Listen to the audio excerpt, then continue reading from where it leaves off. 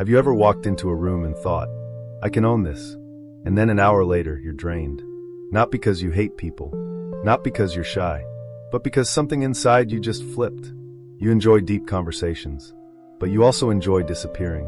You can lead a meeting confidently, and then ignore everyone's calls for 2 days.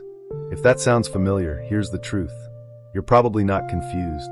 You're probably not inconsistent. You're likely an ambivert, and nobody really talks about what that actually feels like. The world loves categories. Introvert, extrovert, quiet, outgoing, reserved, social butterfly, clean boxes, easy labels. But what happens when you don't fully belong to either?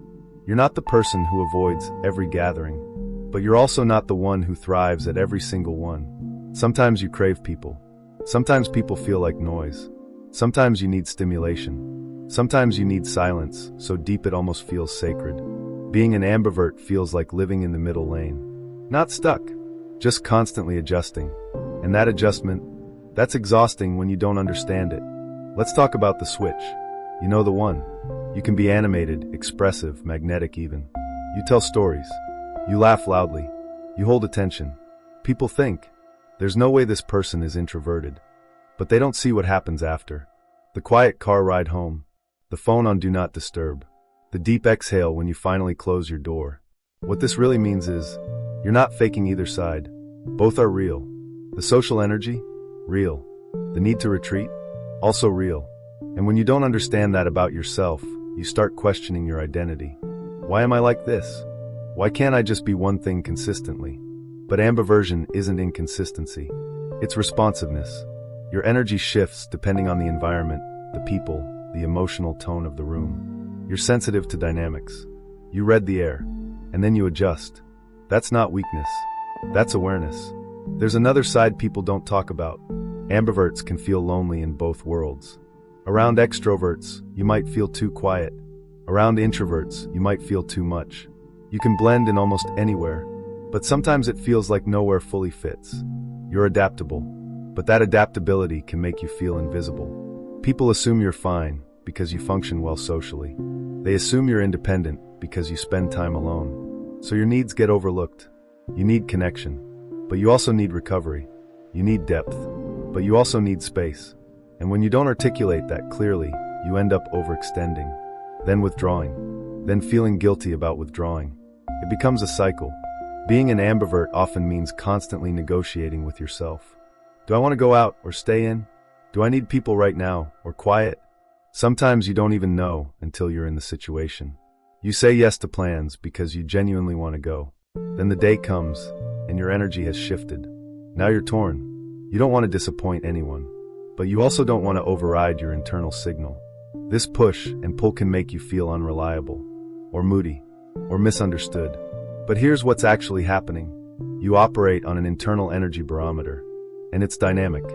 Extroverts often recharge socially. Introverts recharge privately. Ambiverts? It depends. On stress levels, on who's involved, on the depth of interaction, on how safe you feel emotionally. You're context sensitive. And once you understand that, everything starts to make sense. Let's shift perspective, because being an ambivert isn't just confusing. It's powerful. You can lead when needed. You can listen deeply when required. You know how to read a room. You know when to speak. You know when silence carries more weight. You can connect with loud personalities and quiet ones. In professional settings, this makes you adaptable. In relationships, this makes you balanced. In friendships, this makes you grounding. But only if you stop seeing your duality as a flaw. Your ability to move between worlds is a strength. The problem isn't your personality. It's the lack of language around it. That's why so many ambiverts grow up thinking they're inconsistent. When they're actually integrated, ambiverts often feel deeply.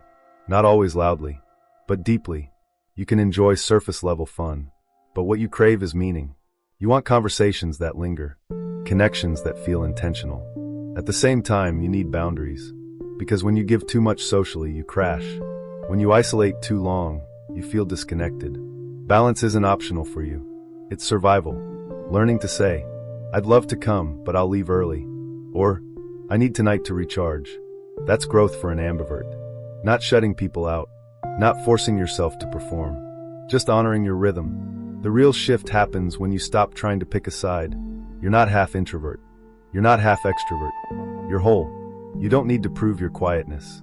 You don't need to exaggerate your sociability. You just need to understand your patterns. Once you do, you stop apologizing for needing space.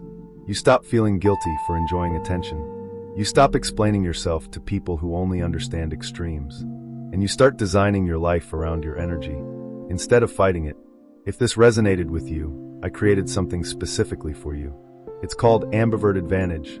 It's a free ebook where I break down how to understand your energy patterns, how to stop overextending socially, how to build relationships that respect your dual nature, and how to turn your adaptability into your biggest strength. Because being an ambivert isn't about confusion, it's about range. And when you understand your range, you stop shrinking yourself to fit someone else's definition. You start moving with clarity. If you want it, check the link in the description and download Ambivert Advantage for free. And if this made you feel seen, subscribe. This space is for people who live in the middle. Not too quiet, not too loud, just layered. I'll see you in the next one.